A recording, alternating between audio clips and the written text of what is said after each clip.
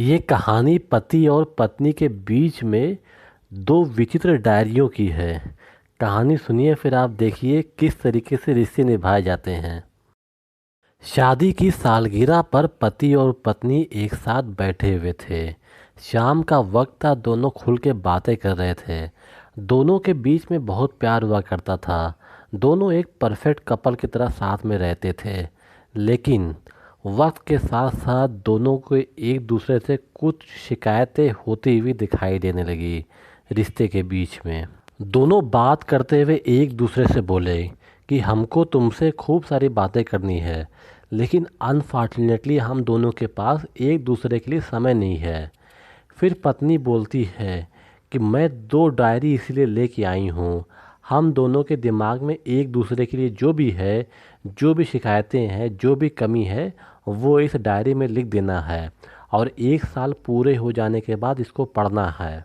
दोनों लोग एक साल तक डायरी लिखेंगे और अगले साल आज ही के दिन, सालगिरह के दिन, डायरी को पढ़ी जाएगी। एक दूसरे की कमियों खामियों के बारे में पता चल सकेगा और उसको दूर करने की कोशिश करी जाएगी। हस्बैंड बोला, आइडिया तो अच्छा है। दोनों अपनी अपनी डायरी लेके चले गए और जल्दी ही साल बीत गया। अगले साल सालगिरह का दिन आता है। दोनों बैठते हैं और एक दूसरे को अपनी अपनी डायरियां देते हैं। पहले पति ने डायरी पढ़ना शुरू करी जो उसकी पत्नी ने लिखी थी। वो पेज पलटता है और पहले पेज पे पत्नी के द्वारा लिखा गया था कि आज हमारी सालगिरह है, लेकिन आपने मुझे कोई अच्छा तोहफ़ा नहीं दिया। दूसरा पेज पलटता है, उस पे लिखा था कि आज सालगिरह के दिन भी आज मुझे किसी होटल में डिनर के लिए नहीं ले गए। तीसरा पेज पलटता है, उस पे लिखा था कि आज के दिन आपको ने मूवी पे चलने का वादा करा था, लेकिन वक्त आने पर आपने थकावट का बहाना बना के इनकार कर दिया मूवी पे जाने के लिए। आगे अगले पन्ने पे लिखा था, मेरे रिश्तेदार आए हुए थे लेकिन आपने उनसे सही से बात भी नहीं करी। और लिखा था, आज बहुत सालों बाद तो आपने मुझे कोई गिफ्ट करा, लेकिन वो गिफ्ट भी आउट फैशन है, ओल्ड फैशन है। इस तरह आगे के पेजों पे बहुत सारी छोटी छोटी शिकायतें लिखी हुई थी। ये सब पढ़कर पति की आंखों में आंसू आने लगे। अब पति बोलता है कि मुझे अपनी गलतियों की कमियों की जानकारी नहीं थी। आगे से मैं ख्याल रखूँगा कि ये गलतियाँ मुझसे दोबारा ना हो। अब आगे नंबर आता है वाइफ को डायरी पढ़ने का, जो कि हस्बैंड के द्वारा लिखी गई थी। अब वाइफ डायरी खोलती है और पन्ने पलटती है। पहला पेज खाली, दूसरा पेज खाली, तीसरा पेज खाली। आगे पेज पलटती जाती है और सब पेज खाली निकलता जाता है, कुछ भी नहीं लिखा था। ऐसा करके लगभग 50-60 पेज वो पलटती है और सब पेज खाली मिलता है, किसी पे कुछ भी नहीं लिखा होता है। पत्नी को बहुत बुरा फील होता है और वो बोलती है कि मुझे पता है कि आप ये मेरी छोटी मोटी इच्छाओं को भी पूरा नहीं कर सकोगे, लेकिन मैंने पूरे साल भर आपकी कमियों को इस पे लिखा जिससे कि आप इसको सुधार कर सको, लेकिन आपने तो इतना भी नहीं करा, आपने तो लिखा भी नहीं।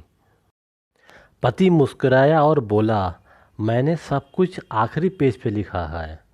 पत्नी जल्दी से उत्सुकता के साथ आखिरी पन्ना खोलती है डायरी का।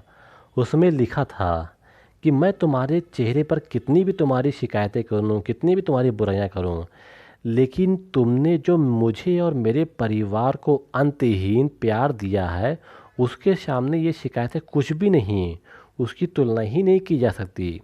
इसीलिए मुझे तुम में कोई बुराई नज़र ही नहीं आती, तो मैं लिखूं क्या। पति आगे बोलता है कि ऐसा नहीं है, तुम में कोई कमी नहीं है, लेकिन वो सब तुम्हारे प्यार, तपस्या और त्याग के सामने बहुत ही छोटे हैं। मेरे इन सब ना माफ़ करने योग्य बुराइयों के बाद भी तुमने हमेशा मेरी परछाइयों की तरह ज़िंदगी के हर मोड़ पर मेरा साथ दिया। मैं खुद की परछाई में बुराई कैसे देख सकता हूँ भला। अब पत्नी के रोने की बारी थी।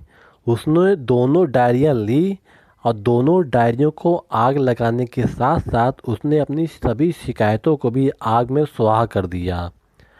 अब वो दोनों फिर से एक नए शादीशुदा जोड़े की तरह साथ में रहने लगे।